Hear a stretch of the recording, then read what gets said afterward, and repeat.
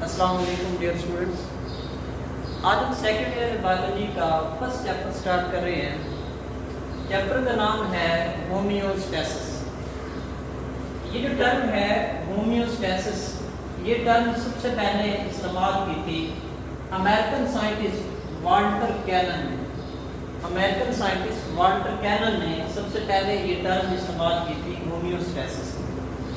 अब हम ये देखते हैं कि जो वर्ड है होम्योस्टैसिस, इसका क्या मतलब है। तो होम्योस्टैसिस का जो वर्ड है, इसमें दो वर्ड्स हैं, एक होम्यो और दूसरा स्टैसिस। होम्यो का मतलब होता है सेम और स्टैसिस का मतलब होता है स्टेबल या स्टैंडिंग।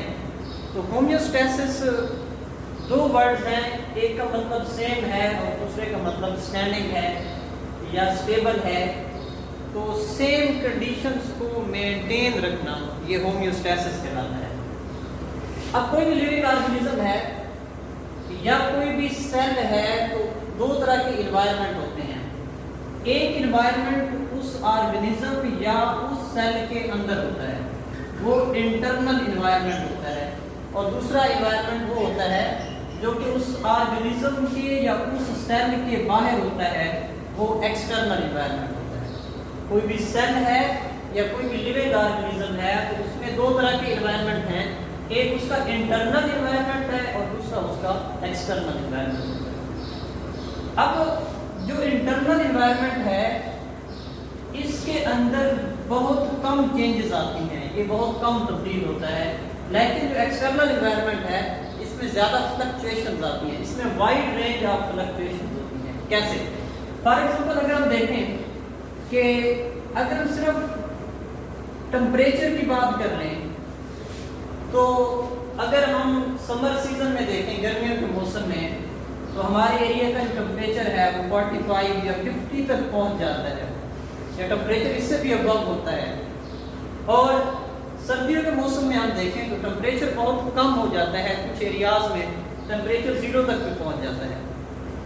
एक्सटर्नल इन्वायरमेंट बहुत ज़्यादा तब्दील हो रहा है, कभी इसका टेम्परेचर 0 है, कभी टेम्परेचर 45 है। तो टेम्परेचर में बहुत ज़्यादा चेंजेस आ रही हैं।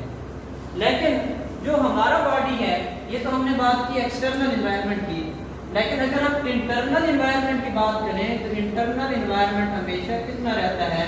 37.5। बाहर का माहौल या बाहर का जो हमारा इन्वायरमेंट है, एक्सटर्नल इन्वायरमेंट है, वो तो तब्दील हो रहा है, लेकिन इंटरनल इन्वायरमेंट का टेम्परेचर एक ही है जिस पे वो बेहतरीन काम कर सकता है, और वो है 37.5। अब बाहर का माहौल तो तब्दील हो रहा है, लेकिन हमारे अंदर का माहौल तब्दील नहीं हो रहा। तो कौन सा ऐसा मैकेनिज्म है जो इंटरनल इन्वायरमेंट को तब्दील नहीं होने दे रहा? तो वो जो मैकेनिज्म है उसको हम कहते हैं होम्योस्टैसिस। तो होम्योस्टैसिस क्या कर रहा है? ये रेजिस्ट कर रहा है change in internal environment. Internal environment में तब्दीली नहीं आने दे रहा, अगर जो एक्सटर्नल इन्वायरमेंट तो तब्दील हो रहा है, लेकिन होम्योस्टैसिस क्या करता है? बेशक जितना भी एक्सटर्नल इन्वायरमेंट तब्दील हो जाए, लेकिन ये एक्सटर्नल इन्वायरमेंट की जो तब्दीली है उसका इंटरनल इन्वायरमेंट पे असर नहीं होने दे रहा। ये रेजिस्ट कर रहा है इंटरनल इन्वायरमेंट की चेंज को। अगर हम इसकी डेफिनेशन की बात करें तो protection of internal environment of organism from harmful fluctuations in external environment. ये जिस तरह भी हमने यहाँ पे देखा कि हमारे एक्सटर्नल एनवायरनमेंट में तब्दीली आ रही है, ये हार्मफुल फ्लक्चुएशंस हैं कि टेम्परेचर जो बहुत ज़्यादा तब्दील हो रहा है। तो हमारा इंटरनल एनवायरनमेंट को प्रोटेक्ट करना किससे? एक्सटर्नल एनवायरनमेंट में आने वाली हार्मफुल तब्दीलियों से, इसको हम कहते हैं होम्योस्टैसिस। तो होम्योस्टैसिस क्या है? Protection of internal environment of organism, या आप यहाँ पे सेल भी कह सकते हैं। Protection of internal environment of organism या cell from harmful fluctuations in external environment. कि एक्सटर्नल इन्वायरमेंट में ये जो हार्मफुल फ्लक्चुएशंस आ रही हैं, ये जो तब्दीलियां आ रही हैं, इनसे अपने इंटरनल इन्वायरमेंट को प्रोटेक्ट करना, ये कहलाता है, ये इसकी डेफिनेशन है होम्योस्टैसिस। अगर हम इसकी इंपॉर्टेंस की बात करें कि होम्योस्टैसिस का क्या फायदा है, इसकी क्या इंपॉर्टेंस है, तो सबसे पहली बात ये है कि ये किसी भी ऑर्गेनिज्म की सर्वाइवल के लिए जरूरी होता है। अगर होमियोस्टैसिस का प्रोसेस नहीं होगा तो वो ऑर्गेनिज्म सर्वाइव नहीं करेगा। कैसे सर्वाइव नहीं करेगा? फॉर एग्जांपल हम देखते हैं कि हमारे बॉडी के जितने भी एंजाइम्स हैं वो मोस्टली काम करते हैं 37.5 टेम्परेचर पे। अब अगर होमियोस्टैसिस का मैकेनिज्म ना होता तो बाहर का जो टेम्परेचर है वो हमने देखा कि 50 पे भी जाता है, 0 पे भी पहुंच जाता है। अगर हमारे जो बाहर का टेम्परेचर है, जिस तरह बाहर का टेम्परेचर तब्दील हो रहा है, अगर इसी तरह हमारा इंटरनल टेम्परेचर भी तब्दील हो जाता तो 50 पे हमारे बॉडी के एंजाइम काम ना करते, एंजाइम डीनेचर हो जाते। जब एंजाइम डीनेचर हो जाते हमारे बॉडी का कोई भी फंक्शन नॉर्मल तरीके से ना होता। तो बॉडी के फंक्शनिंग के लिए जरूरी है होमियोस्टैसिस। और अगर बॉडी के फंक्शन नॉर्मल नहीं होंगे तो जाहिर है ऑर्गेनिज्म सर्वाइव नहीं करेगा। तो पहला हमने इसका फायदा देख लिया होमियोस्टैसिस का क्या है कि ये किसी भी ऑर्गेनिज्म की सर्वाइवल के लिए जरूरी है। क्यों? क्योंकि ये इंटरनल एनवायरनमेंट को एक नैरो रेंज में रखता है। इंटरनल एनवायरनमेंट में चेंजेस नहीं आने देता। जब इंटरनल एनवायरनमेंट में चेंजेस नहीं आएंगे बॉडी के फंक्शंस नॉर्मल होंगे, और जब बॉडी के फंक्शंस नॉर्मल होंगे तो वो ऑर्गेनिज्म सर्वाइव करेगा। इसके बाद एवोल्यूशन में भी इसका रोल है होमियोस्टैसिस का। कैसा रोल है? फॉर एग्जांपल कि जो ऑर्गेनिज्म उनका बेटर एनवायरनमेंट होगा या जितनी उनके अंदर बेटर होमियोस्टैसिस होगी, होमियोस्टैसिस का मैकेनिज्म जितना अच्छा होगा वो सर्वाइव करेगा, और जिसका होमियोस्टैसिस बेहतर नहीं होगा तो वो सर्वाइव नहीं करेगा। तो जितना होमियोस्टैसिस बेहतर होगा वो ऑर्गेनिज्म सर्वाइव करेगा, और जब वो सर्वाइव करेगा तो उसके नेक्स्ट ऑफस्प्रिंग भी ज़्यादा होंगे। और इस जैसे कि अभी हम बात कर रहे थे कि हमारा बॉडी अपने इंटरनल एनवायरनमेंट को मेंटेन करता है। एक्सटर्नल एनवायरनमेंट में जो भी चेंजेस आती हैं लेकिन हमारा बॉडी अपने इंटरनल एनवायरनमेंट को मेंटेन करने की कोशिश करता है। इंटरनल एनवायरनमेंट को मेंटेन करने के लिए ये 3 स्ट्रेटजीज हैं जो कि हमारा बॉडी यूज करता है। फर्स्ट स्ट्रेटजी इसमें थर्मो रेगुलेशन, सेकंड है ऑस्मो रेगुलेशन, और थर्ड है इसमें एक्सक्रीशन। ये 3 प्रोसेस इस्तेमाल करके हमारा बॉडी अपने इंटरनल एनवायरनमेंट को मेंटेन करेगा। सबसे पहला है इसमें थर्मो रेगुलेशन। 2 वर्ड्स है इसमें, एक है थर्मो और दूसरा रेगुलेशन। थर्मो का मतलब है हीट या फिर हम इसको कहते हैं टेम्परेचर, और रेगुलेशन का मतलब होता है टू मेंटेन, कि बॉडी का अपने इंटरनल टेम्परेचर को मेंटेन करना, ये क्या कहलाता है? Thermo regulation. थर्मो का मतलब टेम्परेचर, रेगुलेशन का मतलब मेंटेन। तो मेंटेनेंस ऑफ इंटरनल टेम्परेचर। अब जैसे कि अभी हम पहले भी बात कर रहे थे कि हमारा एक्सटर्नल एनवायरनमेंट तो कंटिन्यूअसली तब्दील हो रहा होता है, इसमें वाइड रेंज ऑफ फ्लक्चुएशंस आती हैं। जैसे कि हमने बात की कि कभी हमारा एक्सटर्नल टेम्परेचर 50 पे पहुंच जाता है, कभी यही टेम्परेचर 5 या इससे भी बिलो होता है। तो एक्सटर्नल टेम्परेचर तो तब्दील हो रहा है लेकिन हमारे इंटरनल टेम्परेचर को मेंटेन करना ये कहलाता है थर्मो रेगुलेशन। तो maintenance of body internal temperature despite harmful fluctuations in external environment, के एक्सटर्नल एनवायरनमेंट में टेम्परेचर में चेंजेस आ रही हैं। जैसे कभी टेम्परेचर 50 है, 50 से चेंज हुआ फिर 5 पे आ गया, तो एक्सटर्नल टेम्परेचर में तो चेंजेस आ रही हैं लेकिन इंटरनल टेम्परेचर को बॉडी ने मेंटेन किया हुआ है। तो इसको हम क्या कहेंगे? Thermo regulation. समटाइम ऐसा होता है कि पैथोजन वगैरह की वजह से इंटरनल एनवायरनमेंट तब्दील भी हो जाता है, उसको फिर एक प्रॉब्लम है, उसको हम कहते हैं पायरेक्सिया। लेकिन ये भी बहुत कम चेंजेस होती हैं, टेम्परेचर में इतनी ज़्यादा चेंज नहीं होती। तो पहली स्ट्रेटजी या पहला प्रोसेस थर्मो रेगुलेशन, कि बॉडी के इंटरनल टेम्परेचर को मेंटेन करना।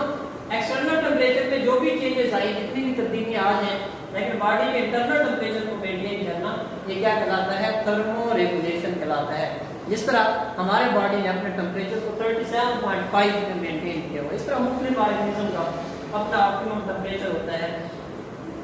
दूसरी जो स्ट्रेटजी है इसको हम कहते हैं ऑस्मो रेगुलेशन।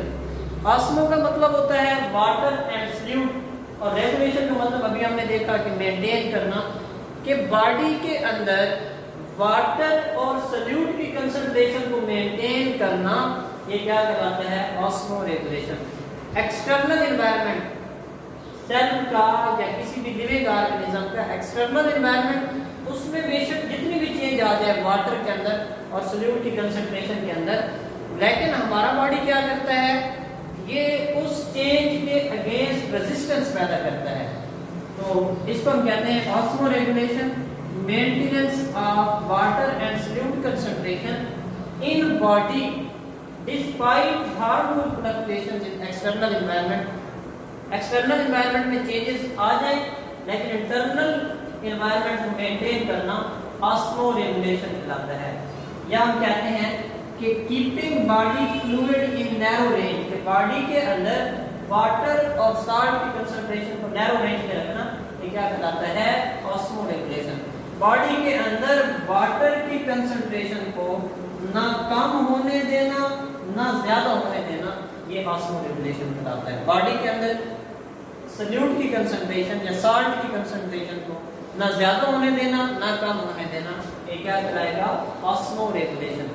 जैसे कि अगर बॉडी के अंदर या सेल के अंदर वाटर की कंसंट्रेशन ज्यादा हो जाए तो ये भी सेल के लिए प्रॉब्लम है, क्योंकि एनिमल सेल है, अगर इसमें वाटर की कंसंट्रेशन ज्यादा हो जाएगी तो क्या होगा कि सेल के अंदर फ्रैजिलिटी आ जाएगी और मे बी कि सेल बस्ट हो जाए, सेल की लाइसिस भी हो सकती है। इसी तरह अगर वाटर की डेफिशिएंसी हो जाए, डिहाइड्रेशन हो जाती है, ये भी बॉडी के लिए प्रॉब्लम है।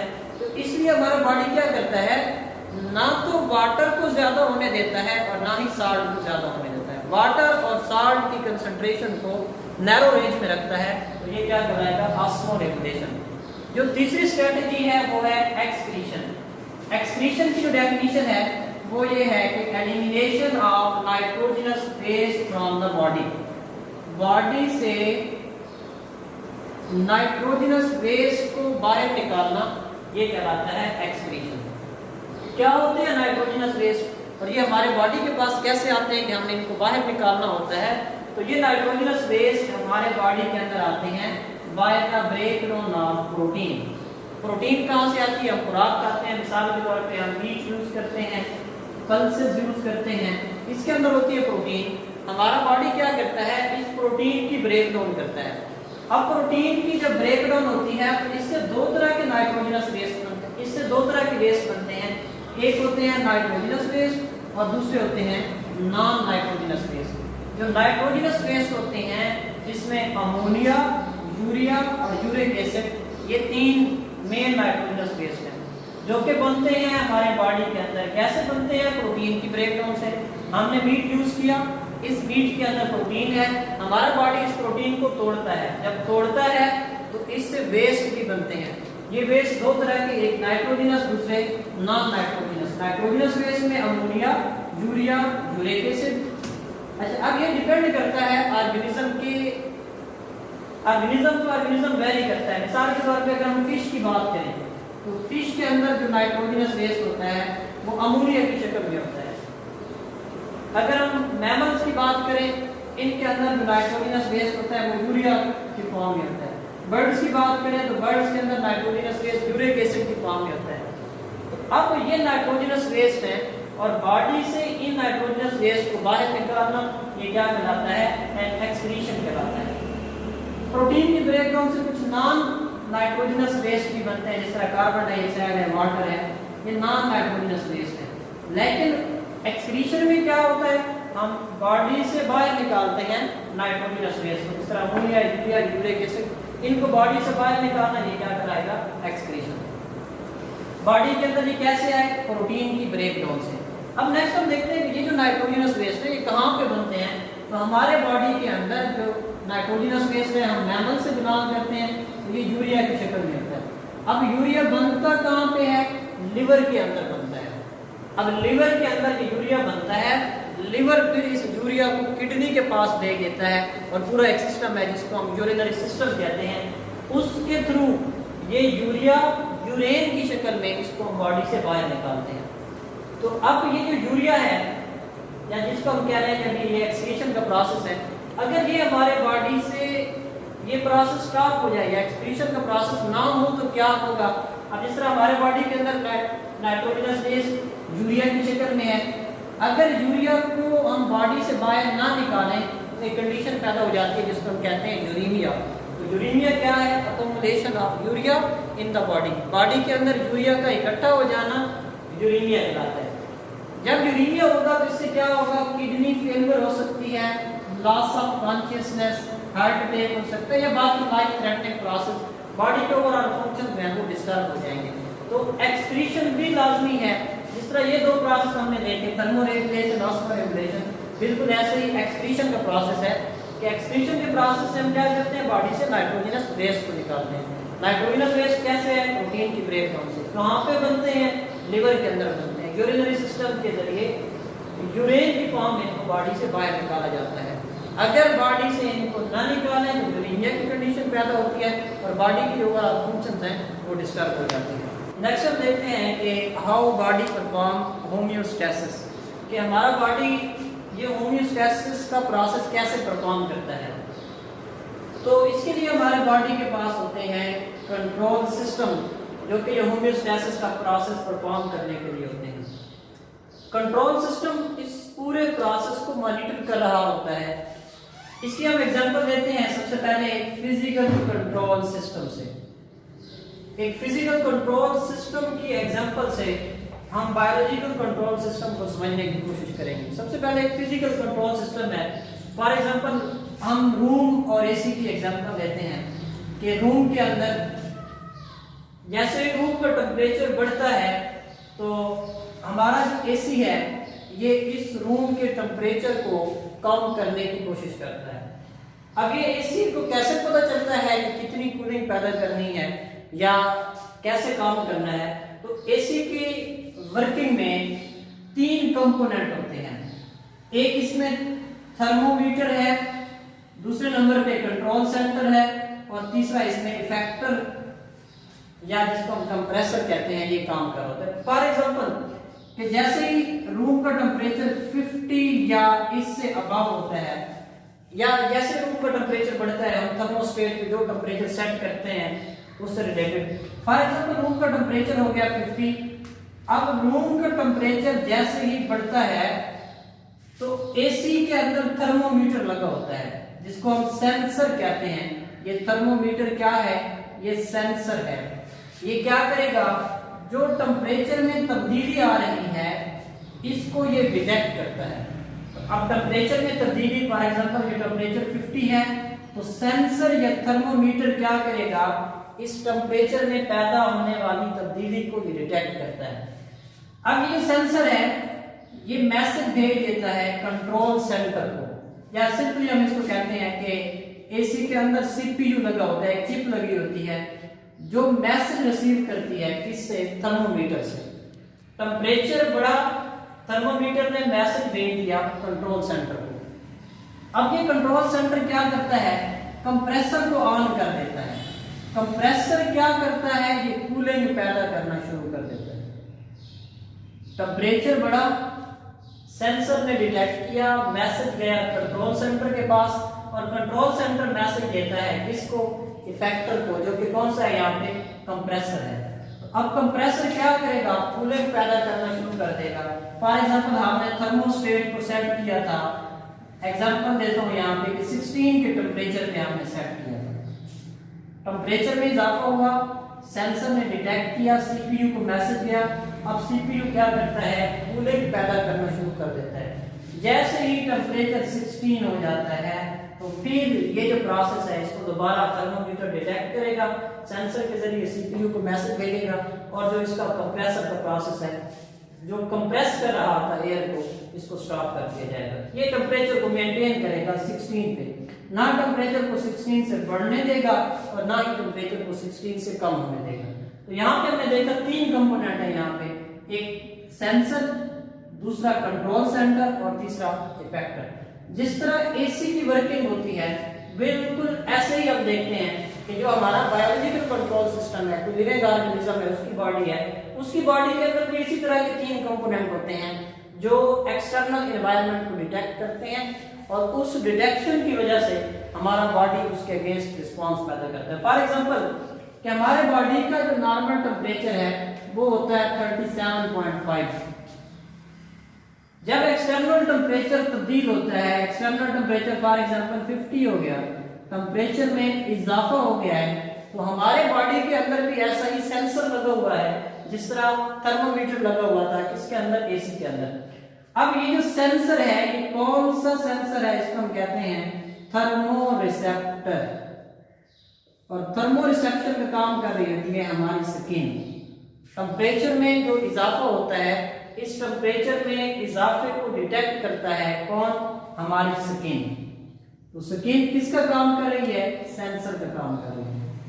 अब टेम्परेचर को डिटेक्ट करने के बाद ये मैसेज भेज देती है किसको, ब्रेन को। ब्रेन क्या है यहाँ पे, वो हमारा कंट्रोल सेंटर है। टेम्परेचर में इजाफा हुआ, स्किन ने डिटेक्ट किया, डिटेक्ट करने के बाद ये मैसेज भेज देगी ब्रेन को। अब ब्रेन क्या करेगा, इसने इफेक्ट शो करना है, तो ये मैसेज भेजेगा इफेक्टर के पास। अब इफेक्टर इसमें ग्लैंड्स हो सकते हैं या फिर मसल्स होते हैं। टेम्परेचर में इजाफा हुआ 37.5 से, जैसे एक्सटर्नल टेम्परेचर बढ़ता है, स्किन मैसेज देती है ब्रेन को, और ब्रेन क्या करता है, इसका इफेक्ट पैदा करता है। फॉर एग्जांपल के ब्रेन ने इफेक्टर को मैसेज दिया, ग्लैंड्स के पास मैसेज आया। मिसाल के तौर पे यहाँ पे जो मैसेज है वो किसके पास आएगा, स्वेट ग्लैंड्स के पास। और स्वेट ग्लैंड क्या करेंगे, ये स्वेटिंग का प्रोसेस स्टार्ट कर देंगे, पसीना पैदा करना शुरू करेंगे। अब स्वेटिंग से क्या होगी, कूलिंग पैदा होगी हमारे टेम्परेचर को, जो 50 पहले एक्सटर्नल टेम्परेचर 50 था, अब ये एक्सटर्नल टेम्परेचर तो बड़ा है लेकिन इंटरनल टेम्परेचर को 37.5 तक ही रखेगी, क्योंकि इसने क्या किया है, कूलिंग सिस्टम को एक्टिव कर दिया है। तो जिस तरह वहां के 3 पार्ट्स थे, एक सेंसर, एक कंट्रोल सेंटर और एक इफेक्टर, हमारे बॉडी के अंदर भी सेम 3 पार्ट्स काम कर रहे हैं, sensor skin, control centre brain, और तीसरे नंबर पे इफेक्टर जो हमारे पास मसल्स है या फिर ग्लैंड्स है। अब जैसे स्वेटिंग पैदा होती है, पसीना पैदा होता है, तो इससे क्या पैदा हो जाएगी, डिहाइड्रेशन होगी, हमारे बॉडी को पानी की कमी हो जाएगी। अब जैसे डिहाइड्रेशन होती है तो फिर दूसरा सिस्टम एक्टिव हो जाएगा। इसमें सबसे पहले सेंसर होंगे जो वाटर की डेफिशिएंसी को डिटेक्ट करेंगे। यहाँ पे सेंसर लगा होगा हाइपोथैलेमस में, थर्स्ट रिसेप्टर होंगे। पानी की कमी हुई, पानी में जो कमी हुई है, डिहाइड्रेशन हुई है, थर्स्ट रिसेप्टर ने इसको डिटेक्ट किया। दूसरा पार्ट कौन सा था, कंट्रोल सेंटर। ये मैसेज किसको देंगे, कंट्रोल सेंटर को, जो कि कौन सा है, ब्रेन है। अब ब्रेन जो है, एक तो हमारे अंदर ये पैदा करेगा कि हम उससे पानी पिएंगे, ड्रिंकिंग होगी, ये रिस्पांस है। और इसके अलावा पिट्यूटरी ग्लैंड से, पोस्टीरियर पिट्यूटरी से एक हार्मोन पैदा होगा जिसको हम कहते हैं ADH, anti diuretic hormone. ADH hormone ये रीअब्जॉर्प्शन ऑफ वाटर को इंक्रीज करेगा, रीअब्जॉर्प्शन ऑफ वाटर को क्या कर देगा, इंक्रीज कर देगा। अब वाटर की रीअब्जॉर्प्शन ज्यादा होगी और हमने पानी की हम ड्रिंकिंग भी कर रहे हैं, तो इस तरह जो हमारे पानी के अंदर डिहाइड्रेशन हुई थी, अब इस तरह ये डिहाइड्रेशन खत्म हो जाएगी, हमारा बॉडी जो है नॉर्मल की तरफ वापस आ जाएगा। इसमें भी 3 पार्ट्स ने काम किया है, सेंसर ने, कंट्रोल सेंटर ने और इफेक्टर ने। सेंसर कौन था, हाइपोथैलेमस के अंदर थर्स्ट रिसेप्टर है, उन्होंने सेंसर का काम किया। ब्रेन के पास मैसेज गया, ब्रेन क्या है, ये कंट्रोल सेंटर है। और इसमें जो पोस्टीरियर पिट्यूटरी, जिसने क्या पैदा किया, ADH hormone, anti diuretic hormone. Anti diuretic hormone ये क्या करेगा, रीअब्जॉर्प्शन ऑफ वाटर। तो ये क्या है, रिस्पांस है। और रिस्पांस कौन पैदा कर रहे हैं, हमारे पास ये इफेक्टर, जो कि क्या है, यहाँ पे ग्लैंड्स हैं। तो इस तरह डिहाइड्रेशन में पानी की कमी हुई थी, इसको पूरा कर दिया जाएगा। तो जिस तरह फिजिकल कंट्रोल सिस्टम के 3 पार्ट्स होते हैं, बिल्कुल ऐसे ही बायोलॉजिकल कंट्रोल सिस्टम में भी 3 पार्ट्स होते हैं, और ये 3 पार्ट्स में मिलके कोई भी फंक्शन परफॉर्म कर रहे हैं। होम्योस्टैसिस का प्रोसेस, ये 3 पार्ट्स मिलके परफॉर्म कर रहे हैं।